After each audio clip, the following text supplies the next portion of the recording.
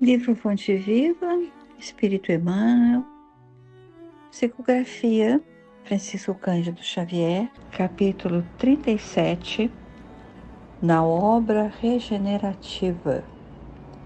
Irmãos, se algum homem chegar a ser surpreendido em alguma ofensa, vós, que sois espirituais, orientai-o com espírito de mansidão, velando por vós mesmos, para que não sejais igualmente tentados.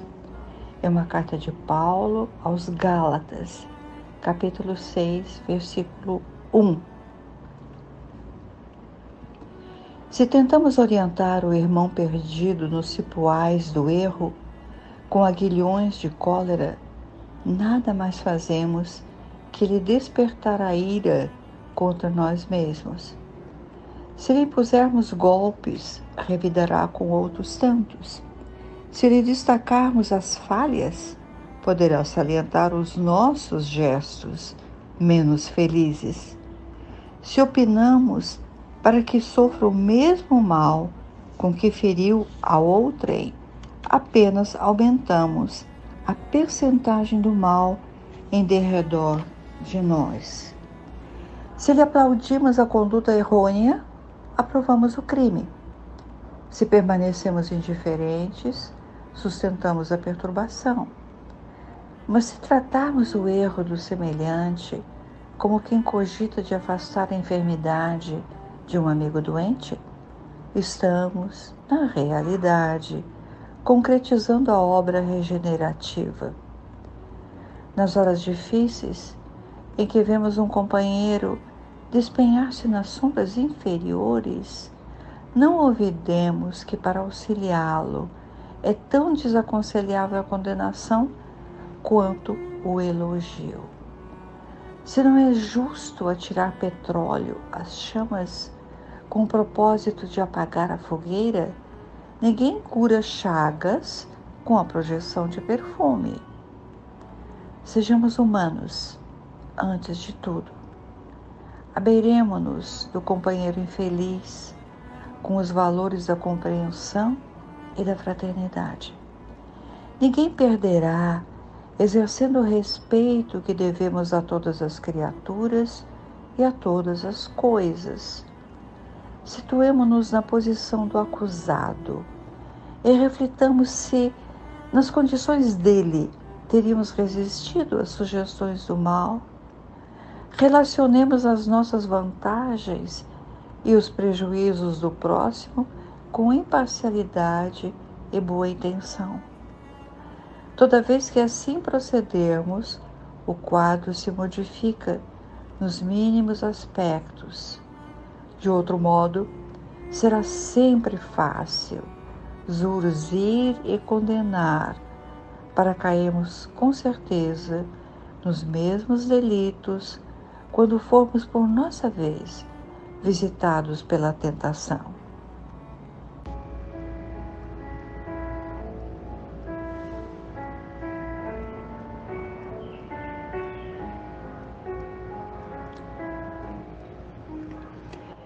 Coloquei hoje ao fundo Beethoven com Moonlight, especialmente escolhido ao piano por um menininho de 7 anos. Para nós todos traz tanta emoção, percebendo esses espíritos que reencarnam entre nós. Mas ao mesmo tempo que percebemos que reencarnam esses espíritos que vêm nos trazer beleza, também ainda refletindo o que Jesus falou que viera para os doentes. E Emmanuel nos recomenda que pensemos no bem comum. Percebemos quantos e quantos ao nosso redor e nós mesmos fazemos parte dos enfermos a que Jesus se referia. Mas concede-nos, Senhor, quando percebemos a luz, não só da lua, mas a luz dos Espíritos bons, a luz que nos envolve, para que as nossas mazelas possam ser sanadas devagar. Nós te rogamos, Senhor, amparo para essa hora em que nos reunimos, tantos de nós, em pensamento, que a tua luz, Senhor, que iluminou a terra há mais de 2000 anos, continue nos iluminando todos os recantos, recantos de sombra e de luz que ainda existem.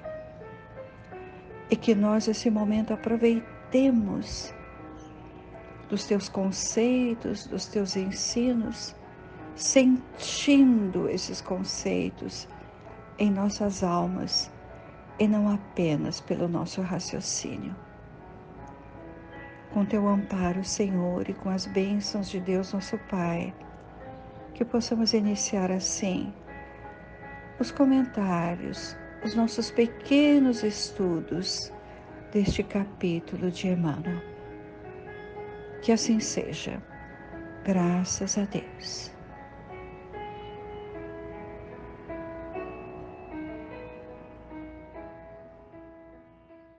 Comentando o texto, percebamos que Paulo, em Corinto, quando começa a escrever cartas e que é alertado por Jesus, que os problemas estavam surgindo por toda parte.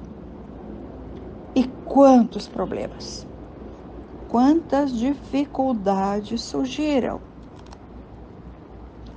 Começando pelas distâncias a vencer. A Galácia, na Ásia, aproxima-se da Capadócia, além de Éfeso, a oeste de Éfeso, onde Paulo permanece por longo tempo, junto com Maria, com João Evangelista, como já vimos. O esforço físico que Paulo realizava em suas viagens é inacreditável. O escritor espírita Rui Kremer, que escreveu Paulo, um homem em Cristo, calcula que apenas na Ásia Menor, Paulo deve ter percorrido 4.000 quilômetros. E sem contar com os caminhos acessórios, vicinais que ele fazia, com as visitas rápidas àqueles povoados, as eclésias pequeninas que se formavam. E, evidentemente, sem os meios de transporte que nós agora dispomos. E é nas eclésias da Ásia, junto aos pagãos, que Paulo encontra os maiores afetos, a acolhida cristã. Lembremos que junto aos novos cristãos, Paulo pôde convidar homens e mulheres à comunhão, aos encontros, à comunhão quando celebravam a refeição em comum, à tardinha, depois do estudo, e das mensagens mediúnicas que se faziam naquelas eclésias. As igrejas judeus cristãs ainda pegavam-se à discriminação de raça, porque judeu não podia se alimentar junto de outra raça, apegava-se à divisão de homens e mulheres. O cristianismo primitivo, que tem em Paulo a figura fiel ao Cristo, o cristianismo primitivo, com o tempo, transformou a refeição comunitária em cerimônia rápida, e a partilha do pão, como fazia Jesus, transformou num ato simbólico, como até hoje ainda acontece. A difusão do Evangelho na província da Ásia não era fácil. Há referências de Paulo em Atos dos Apóstolos, quando ele se referiu a Éfeso, ele assim fala, escreve: muitas lágrimas e tentações que pelas ciladas dos judeus me sobrevieram. E na carta aos Gálatas, inicialmente, Paulo escreve sobre a inconstância dos Gálatas e diz: maravilho-me de que tão depressa passasseis daqueles que vos chamou a graça do Cristo para outro evangelho. Ele quer dizer, daquele como eu que vos chamou a graça do Cristo e passasseis para outro evangelho. E prossegue num outro versículo dizendo: e querem transtornar o evangelho do Cristo. Quantas lutas para direcionar um povo de outra cultura que não conheceu Jesus. E podemos dizer que hoje os homens ainda transtornam o Evangelho do Cristo. Lembrando que essa expressão transtornam é da tradução. E podemos entender o que Paulo quis dizer com transtornam o Evangelho do Cristo. Afinal, os espíritos de ontem continuam hoje, nós, e buscando a facilidade do que for material. A carta aos Gálatas continua plena em orientações, até chegarmos à parte 6, o versículo 1, que é o versículo escolhido por Emmanuel para o tema na obra regenerativa. No final da nossa pequena introdução, penso que entendemos melhor agora o versículo da carta de Paulo aos Gálatas, depois que mencionamos a inconstância dos habitantes da Galácia a continuar com os ensinamentos do Cristo, ensinamentos trazidos por Paulo. E vamos repetir o que Paulo falou sobre essa inconstância, ou Paulo escreveu: maravilho-me de que tão depressa passais daquele que vos chamou a graça do Cristo para outro evangelho. Quanta verdade nessa pequena observação. Emmanuel, neste capítulo, na obra regenerativa, continua a nos dizer de modo semelhante a que Paulo dizia aos irmãos inconstantes. Se tentamos orientar o irmão perdido nos cipoais do erro com aguilhões de cólera, nada mais fazemos que lhe despertar a ira contra nós mesmos. É uma maneira amorosa de Emmanuel nos dizer: o irmão perdido no erro não vai compreender a nossa advertência colérica. O irmão caído no erro vai revidar com golpes, se golpes lhe oferecermos. Observamos e apontamos as falhas do irmão. Ele apontará as nossas. De outro lado, de outro aspecto, Emmanuel nos auxilia a compreender que se aplaudirmos a conduta errônea, aprovamos o crime. Indiferentes, sustentamos a perturbação. Por isso, nem condenação, nem elogio. Vamos aprender a ser fraternos com o companheiro infeliz. Ah, como estamos afastados dos sentimentos de fraternidade e de compreensão. De maneira bem simples, o benfeitor nos sugere: vamos nos colocar na posição do acusado. Será que nas condições dele não faríamos o mesmo? É fácil para nós a condenação.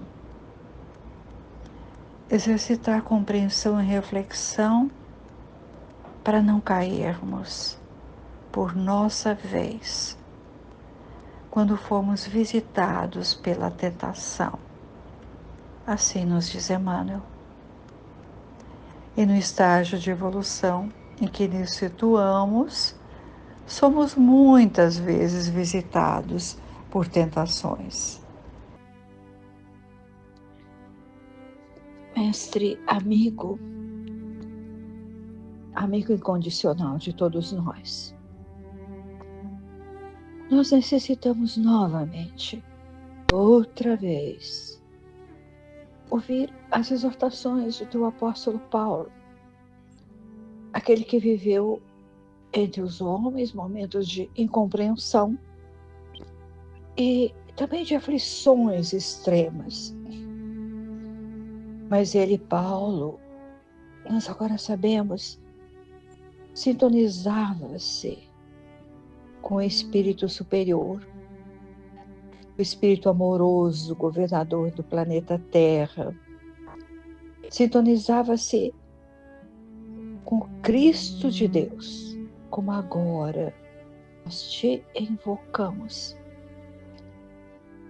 Somos os mesmos espíritos da trajetória de Paulo, porque ainda tropeçamos em nossas próprias dúvidas e desacertos. Nós nos reconhecemos, Senhor, como os judeus de então, que se apegavam aos preconceitos de raça. Eram, afinal, os descendentes de Abraão, de Moisés, e se julgavam superiores por isso. Ainda somos, Senhor, como os Gálatas de então, inconstantes e volúveis, apegados à materialidade, como observou Paulo. Reforça, Senhor, por isso, a nossa compreensão, o entendimento, reforça a nossa vontade e perdoa a nossa indiferença para com os irmãos de caminhada, que também trilham a mesma caminhada, mas nós agora já estamos nos sentindo caminhando na tua direção. Apoia-nos em nossas fraquezas e, apoiando-nos, concede-nos que nos liguemos a ti, aos benfeitores queridos, que sempre nos protegem em teu nome. Que assim seja, graças a Deus.